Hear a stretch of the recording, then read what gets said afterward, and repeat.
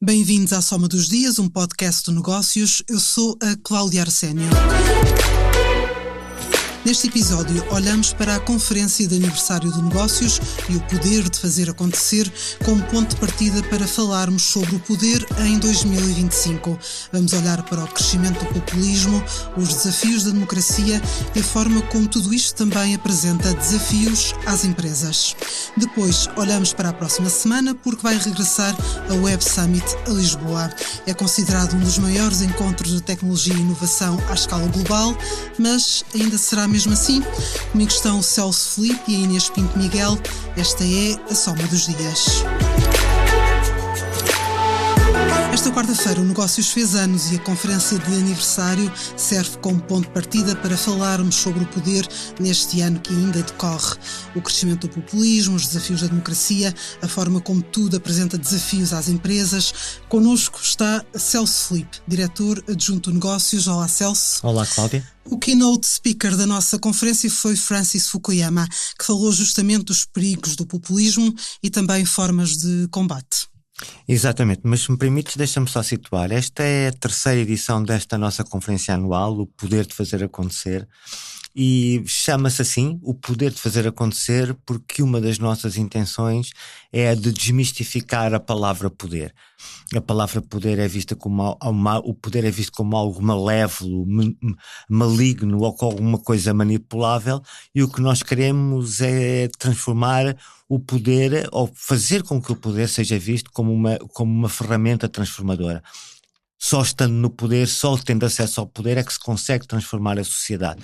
E é nessa perspectiva benigna e capaz de fazer a diferença que o poder deve ser encarado, e é por isso também que esta conferência se chama O Poder de Fazer Acontecer, porque nós queremos que se faça acontecer diferente, no sentido de uma melhor evolução da sociedade nos seus diversos planos, sejam ele económico, político ou social. Mas é neste sentido também que convidamos para a conferência pensadores relevantes. Um deles é o caso deste ano, Francis Fukuyama, que nos ajudou a refletir sobre a democracia, sobre a forma como ela está em risco nos Estados Unidos. E Francis Fukuyama diz uma coisa que vale a pena a reter: o populismo só se combate com eleições. Ou seja, o populismo não se combate com as mesmas ferramentas do qual se alimenta. Combate-se com as regras da democracia, e as regras da democracia pressupõem eleições, e é fundamental que isso consiga. Aliás, no dia da conferência que foi na quarta-feira, Francis Fukuyama acordou com a eleição do mayor de Nova Iorque, um democrata, e referiu-se a essa circunstância precisamente como uma notícia que dava força à sua visão de que, de facto, a mudança se faz com eleições. E uma outra nota que também me pareceu muito relevante e que eu gostava de partilhar com os nossos ouvintes, que tem a ver com a questão que ele diz, com a mudança que houve na narrativa dos conservadores. Antigamente ser conservador significava defender uma política de baixos impostos, a desregulação, a privatização, mas eram conceitos económicos e políticos que eram perceptíveis e entendíveis pelos eleitores. Neste momento, o conservadorismo ou o populismo baseia-se em teorias da conspiração e na manipulação da realidade, sobretudo através de uma agenda de desinformação. E isto é muito relevante, porque o que está em causa no populismo não é uma visão ideológica e muito menos uma visão económica ou política diferente, mas sim a ausência destes conceitos. E isso nada tem a ver, por exemplo, como disse Fukuyama, com o período de Ronald Reagan, do qual ele, aliás, foi conselheiro. E que outros temas é que marcaram esta conferência? Temos dois temas que são óbvios e que foram referidos por muitos dos nossos intervenientes, gestores, empresários, académicos, e que confluem e que são confluentes. Por um lado, a incerteza económica, a incerteza política. Este mundo este mundo virado do avesso, e por outro lado a afirmação da inteligência artificial como uma ferramenta transversal a todas as atividades, e mais, como algo capaz de mexer de forma estrutural com a economia, quer através da distribuição de postos de trabalho, quer através da criação de novos empregos ou de novos perfis de emprego, como pela forma como vai influenciar as relações entre Estados. Portanto, entre uma incerteza que é palpável, que é visível, por exemplo, a guerra na Ucrânia, os acontecimentos no Médio Oriente, a instabilidade na Venezuela, o que pode acontecer na Ásia-Pacífico, sobretudo com a pretensão da China de querer Taiwan de volta para o seu seio. Isso são incertezas que são visíveis, e depois há as incertezas que são visíveis e que se materializam, como te disse, através dos desafios que são colocados pela inteligência artificial. Há muitos desafios às empresas, a questão do poder e do populismo que referiste, não é só uma questão política, não é? Afeta tudo. Afeta tudo. É uma questão transversal. Tem impactos económicos, tem impactos sociais. Vamos ver, por exemplo, se nós tivermos uma onda de desemprego, como em parte já está a acontecer na Europa e nos Estados Unidos, provocada pelo advento da inteligência artificial, vamos ter duas coisas. Por um lado, vamos ter uma pressão sobre a segurança social que vai ter que pagar aos desempregados, e por outro lado vamos também ter uma natureza de desempregados que é também estrutural, pessoas já de uma certa idade que já não serão capazes de se reconverter a novas tarefas. Por exemplo, é mais difícil uma pessoa de 70 anos transformar-se em auditor de IA do que alguém que tem 20 anos ou 30 anos. E que já cresceu com essa realidade. Portanto, nós vamos aqui atravessar um período de deserto em termos de oportunidades para uma geração mais avançada na idade e que agora poderá perder o seu emprego. Voltamos um bocadinho ao nosso aniversário, à nossa conferência. Houve uma novidade nesta terceira edição, que foi a criação do Prémio Carreira. Como é que surgiu a ideia? É verdade, é uma novidade que veio para ficar. A ideia surgiu, aliás, penitenciámos-nos porque a ideia devia ter surgido mais desde tempo. Desde a primeira edição. Mas como diz o ditado, mais vale tarde que nunca. Sendo um jornal de negócios, um jornal dirigido também à classe empresarial e aos gestores, é normal e natural que também identifique aqueles que entre a classe empresarial e a classe dos gestores se distinguem pela excelência da atividade que tiveram ao longo destes anos. E foi nesse contexto que surgiu o Prémio Carreira, que foi agora atribuído pela primeira vez e que vai continuar a ser nas próximas edições. Houve um júri convidado para o efeito que deliberou atribuir esta primeira distinção a António Mota, antigo chairman da construtora Mota-Engil, e foi com muito gosto e também com admiração pelo trabalho que ele desempenhou, que lhe foi entregue este prémio. De 10 a 13 de novembro regressa ao Web Summit a Lisboa e há uma questão que se impõe. Ainda é o que era? É um encontro global de milhares de empresas das áreas de inovação e tecnologia que durante 3 dias mexe com a cidade, às vezes não pelos melhores motivos, como os transportes e o trânsito. Connosco temos a Inês Pinto Miguel. Olá, Inês. O que podemos esperar desta edição da Web Summit? Olá, Cláudia. Acima de tudo, e acho que mantendo aqui o que aconteceu nas edições passadas, vamos ter muita inovação, vamos manter a inteligência artificial no centro da conversa e os centros de dados vão começar aqui a aparecer em alguns dos painéis, que não deixa de ser interessante. Este ano, para abrir a edição, no palco principal, vamos ter o CEO da Lovable, uma plataforma que vem da Suécia, que se foca no desenvolvimento de aplicações de inteligência artificial. O que é que isto quer dizer? Usa linguagem natural, prompts de linguagem natural, para conseguirmos criar os nossos próprios sites, por exemplo, numa questão de minutos, o que atualmente parece bastante razoável, em vez de estarmos ali horas e horas, dias e dias, a criar as nossas próprias ideias. Esta começou tudo como uma startup, e hoje já é um dos grandes unicórnios a nível europeu, portanto, sim, é um lugar merecido. O palco principal da Web Summit, no Mel Arena, sem dúvida, e vai ser muito bem ocupado este ano. Um dos temas em discussão será, efetivamente, como a inteligência artificial está a mudar o jogo, e este será também o tópico de um dos painéis da noite de abertura.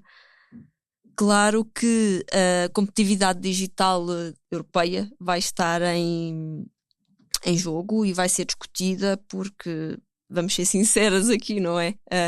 O ecossistema não está muito, muito bom. E Mário Draghi disse precisamente isso no seu relatório, e alertou para o facto de... O ano passado alertou para o facto de estarmos a cumprir muito poucas recomendações, o que lançou aqui algumas red flags. Por exemplo? Estamos a cumprir muito pouco, ou seja, aqui não abordo o nível de Portugal, mas a nível europeu, e estamos a perder competitividade. Não podemos esquecer, em relação aos Estados Unidos. Em relação aos Estados Unidos e também à China, que são dois grandes focos tecnológicos onde chove muito dinheiro.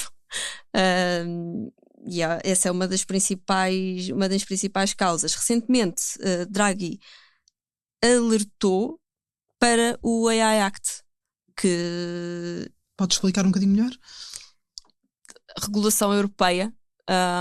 Há quem veja isto com bons olhos, há quem lance críticas bastante ferozes, porque dizem que a UE está a pôr a carroça à frente dos bois, não é? Ou seja, o negócio não está bem desenvolvido e estamos a regular uma tecnologia que tem de crescer, e tem de crescer rápido, como está a acontecer nos outros sítios, para nos dar competitividade. E não nos podemos esquecer que a competitividade era um dos principais temas do relatório Draghi. Mas esta pausa da implementação do AI Act vem também para conseguir avaliar os riscos a que estamos sujeitos. Claro que há oportunidades, mas os riscos aqui também são muito importantes, porque nós estamos a ver grandes melhorias a nível tecnológico. Mas aqui, voltando se calhar à Web Summit, vamos ter aqui muitas startups do Brasil. A Apex vai trazer mais de 300, e este é um stand que tem crescido ano após ano e torna-se sempre muito engraçado de ver, porque traz mesmo aquele espírito brasileiro, quase tem música de samba a tocar constantemente. Quem passa lá todos os anos vê, e é muito engraçado. As startups portuguesas também têm crescido, têm ganhado espaço pela mão da Fábrica dos Unicórnios e da Startup Portugal. Este ano vem outra vez do Algarve, vem do Porto, vem da região mais norte, do Minho.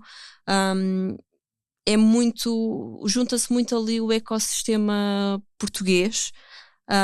E o ano passado teve lá a About, por exemplo, que é uma startup de leiria de os sacos de boxe inteligentes, e eu estava a conversar com um dos responsáveis, e foi engraçado que um venture capital juntou-se à conversa, interessado em conhecer a ferramenta, como é que eles tinham conseguido aquilo. Portanto, o espaço português tem vindo a ganhar muito. E isso é interessante ver, porque também é para isso que as startups vão para lá. Tu referiste, e bem, que a inteligência artificial é o tema forte. Tu esta semana entrevistaste o professor Sam, corrige-me se eu estiver errado aqui na pronúncia, Ransbottom, da Boston College, que faz uma relação entre despedimentos que tem havido e a inteligência artificial. Podes falar um bocadinho sobre isso? Posso, porque têm vindo aqui a acelerar estes despedimentos, não é? Estas demissões. Já vamos na ordem de grandeza de 200 milhares, que é alguma coisa, e aqui focamos nas grandes tecnológicas que têm acelerado bastante os gastos com inteligência artificial, investimentos, grandes contratações. Não nos podemos esquecer que a Meta andou a roubar a OpenAI e a outras grandes empresas, a outras concorrentes, e é muito por aí. A inteligência artificial está a ganhar um espaço muito grande no mediatismo, nas empresas, mesmo as mais pequenas já estão aqui a investir grandes milhares e mesmo bastantes milhões de euros e de dólares. Portanto, é um bocado esta mudança e estes despedimentos é acelerar o que é inevitável, que foi o que nos disse este professor, porque as empresas têm de ganhar espaço para conseguir fazer os investimentos. Claro que as posições acabam por mudar, o talento vai sendo cada vez melhor, mas como em qualquer outro ramo, as demissões têm de acontecer para dar espaço à inovação, vamos dizer assim. E a pergunta que se impõe, passados estes anos todos, a Web Summit ainda faz sentido? Eu penso que sim, e pelo que tenho ouvido, as pessoas com quem tenho falado, todos me têm dito que sim. Ainda assim, esta penso que será uma edição mais fraca, mesmo que a de 2023, do que quando foi o boicote ao tweet de Paddy Cosgrave, em que as grandes tecnológicas abandonaram o recinto. Boicotaram mesmo. Abandonaram o recinto, algumas regressaram, outras mantiveram o pé bastante firme e disseram que não, e têm cumprido. Aqui, em relação ao se ainda vale a pena, se ainda rende, as startups têm mostrado bastante interesse, mesmo com o evento da Web Summit a ganhar asas internacionais. Não nos podemos esquecer que começou tudo em Dublin, veio para Lisboa, conseguimos um contrato de 10 anos até 2028. Entretanto, já foi para o Canadá, já acontece no Rio de Janeiro, já está no Qatar. Portanto, estes eventos têm aqui esta ferramenta de conseguir com que os contactos sejam feitos, conseguem apresentar as empresas, o que é que estão à procura. Podem não ser os investidores ideais, claro, mas o ramo vai conhecendo, vai gerindo e vão conhecendo-se uns aos outros, e neste momento pode não ser o ideal, pode não ser o ponto onde, ok, vamos avançar para um investimento, mas fica ao contacto daqui a uns meses, é o momento ideal e avançam, e muitas vezes tem sido assim, felizmente, e o nosso ecossistema tem conseguido crescer à boleia disto. Obrigada a ambos, e assim terminamos mais um episódio da Soma dos Dias. Até para a semana, porque há sempre histórias para contar.